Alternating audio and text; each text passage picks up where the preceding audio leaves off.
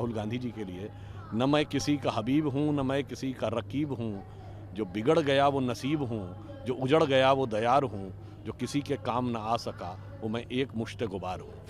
नज़ारा बहुत बदला हुआ है, चश्मा उतारो फिर देखो यारों, दुनिया नई है चेहरा पुराना। तो चले हैं मोहब्बत का पैगाम लेकर और साथ में वो चल रहे हैं जो भारत को तोड़ने की बात करते हैं।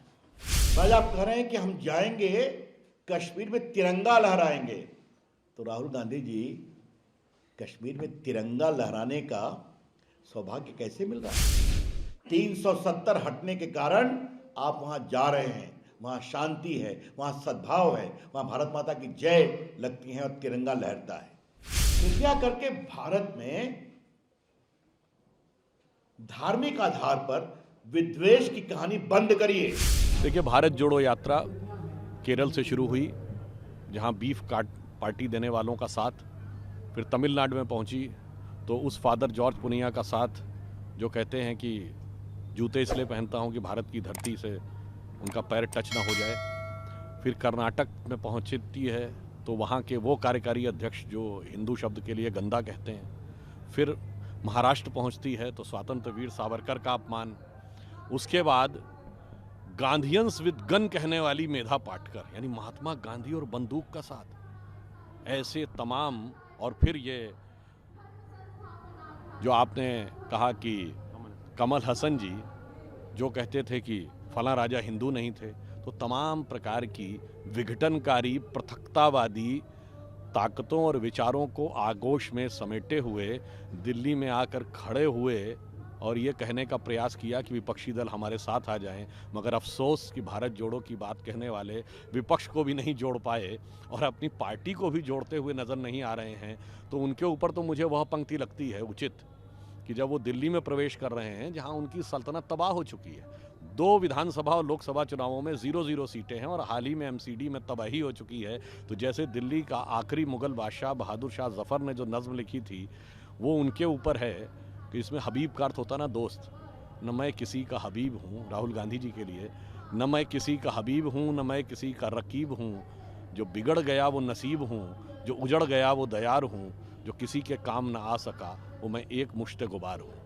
तो मुझे लगता है कि विघटनकारी ताकतों को साथ में लेकर भारत में जो लोग कहते हैं कि उन्हें डर लगता है, पूरी यात्रा का ट्रैक देख लें। जिस समय त्रिवेंद्रम में, चेन्नई में, बेंगलुरु में, नागपुर में, पुणे में, मुंबई में, जयपुर में, दिल्ली में, इस पूरे ट्रैक की बात कर रहा हूँ, बम फूटते थे, आतंकवादी घटनाएं होती थी, तब डर नहीं लगता था, आज डर लग रहा है।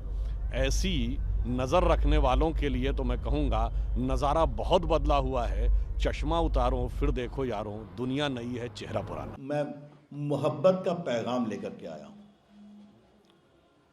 तो चले हैं मोहब्बत का पैगाम लेकर और साथ में वो चल रहे हैं जो भारत को तोड़ने की बात करते हैं। ये सच्चाई है कि नहीं? टुकड़े टुकड़े गैंग के सक्रिय सदस्य उनकी यात्रा में विभिन्न जगह चले हैं या नहीं चले हैं, ये भाजपा जानना चाहती है। इन लोगों ने जेएनयू में क्या क्या नारा लगाया था ये हम सभी जानते हैं। तो देश से नफरत करने वाले लोगों के साथ चलकर आप मोहब्बत का कौन सा पैगाम दे रहे हैं राहुल गांधी, ये हम जानना चाहते हैं। उन्हें एक चीज सुनकर बड़ी हंसी आ गई कि हम चाहते हैं मेड इन इंडिया सामान जाए चीन के खिलाफ कार्रवाई में। राहुल गांधी जी, नरेंद्र मोदी ने देश में मेड इन इंडिया का जो आह्वान किया, तो एक बार आपको देखना चाहिए था कि आज चीनी खिलौने भारत में बहुत कम हो गए। आज मेड इन इंडिया खिलौने देश में कितने लोकप्रिय हैं। आज चीन में दिवाली, चीन की बनी हुई दिवाली की बल्बों की लड़ी अब अतीत की बात हो गई, ये आप देखते हैं ना। और राहुल गांधी, एक बात मैं आपको बताना चाहता हूं, और मैं आपको इसलिए बता रहा हूं कि आपने मेड इन इंडिया की बात कही, तो मोबाइल मैन्युफैक्चरिंग में भारत और चीन के बाद दुनिया का सबसे टॉप मोबाइल मैन्युफैक्चरर है।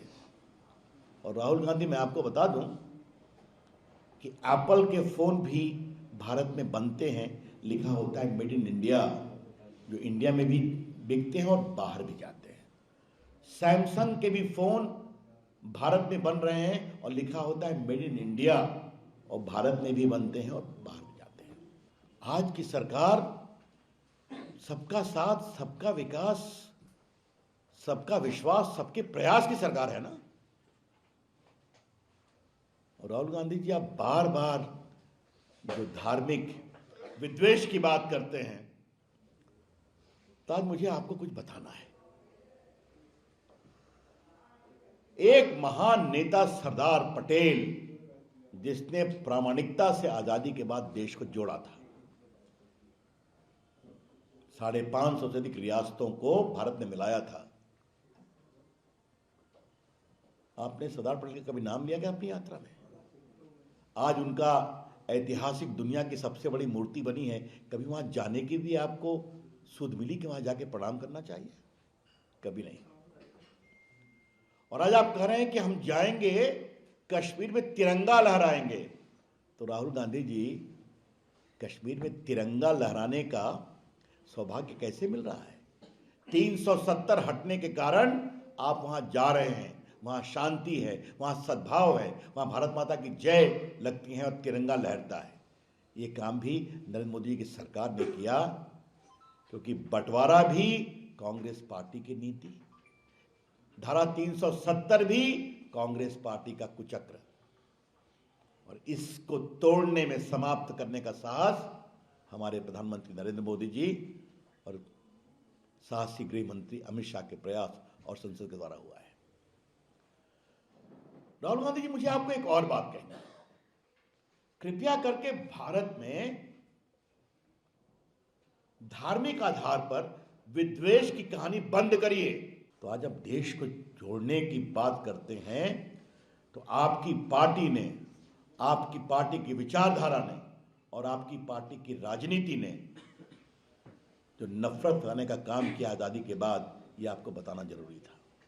शाहबानों से लेकर सायरा बानों तक कांग्रेस पार्टी का इतिहास तोड़ने का रहा है और अल्पसंख्यक समाज को रूढ़िवादिता में।